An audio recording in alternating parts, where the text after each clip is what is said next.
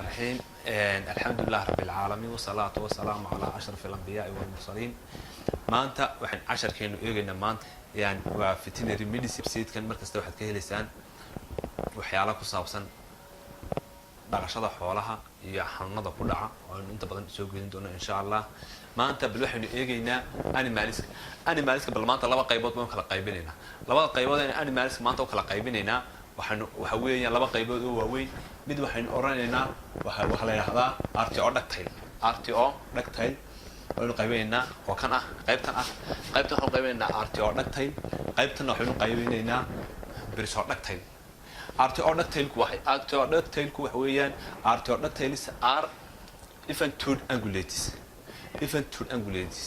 RTO ductile waxa la yiraahdaa xayawaanaadka raafleyda raafaale ayaa loo yaqaan RTO ductiles waa xayawaanaadka raafleyda raafaale.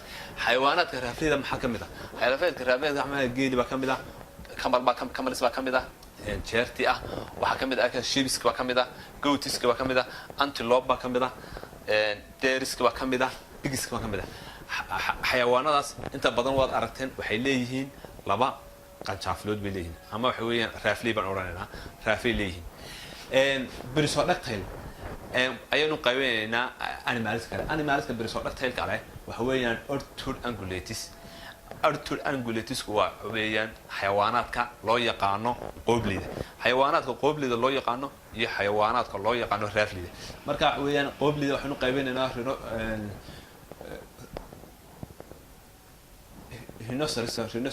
rhinoceros baa kamid ah. rhinoceros oo ah wiishi baa kamid ah. waxa kamid ah donkey oo ah dameerka baa kamid ah. horse baa kamid ah. zebra ayaa kamid ah. qoobkoodu waxa weeyaan waa aragteen waxa weeyaan waa shapekiisu qaabkaas oo kale ayuu u dhigan yahay. waa xiran yihiin qoobkoodu marka raafayagu ma laha oo qoob soo xiran bileen waxa la yiraahdaa qoobley. kuwan kalena waxa la yiraahdaa raafley oo wax weeyaan raafley leeyihiin waa RTO ductile. kuwan RTO ductile baa laha kuwana waxa la yiraahdaa brisodactyle baa la yiraahdaa.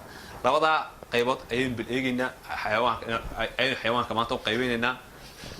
qayb kastaana waxay leedahay characteristics gaar ah. qaybtan oo kale inta badan characteristics waxa kamid ah ama dabeecadaheeda kamid ah ama physiology-geeda kamid ah ama qaabka ay kamid ah u dhaqmaan.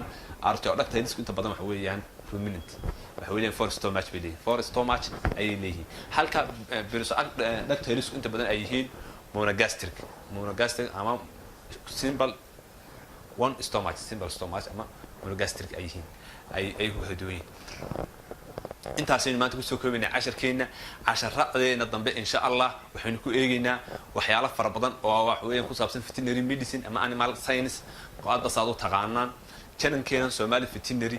markasta waxaad ka helaysaan casharro hufan oo wax weeyaan soo diyaarnay oo isu soo itaabsiya. waxa kale imka aan soo wadnaa waxa kamid ah casharradii ahaa practicalka anagoo xooliyada joogno oo wax weeyaan neef kasta iyo qaabkiisa ay tusi doono insha Allah. waxaan ka codsanaynaa insha Allah dhammaan ummadda Soomaaliyeed ee channelka ku xiran inay subscribe gareeyaan iyo tusaalahana ay nooga tagaan comment. maantiin waan idin mahadnaqaynaa.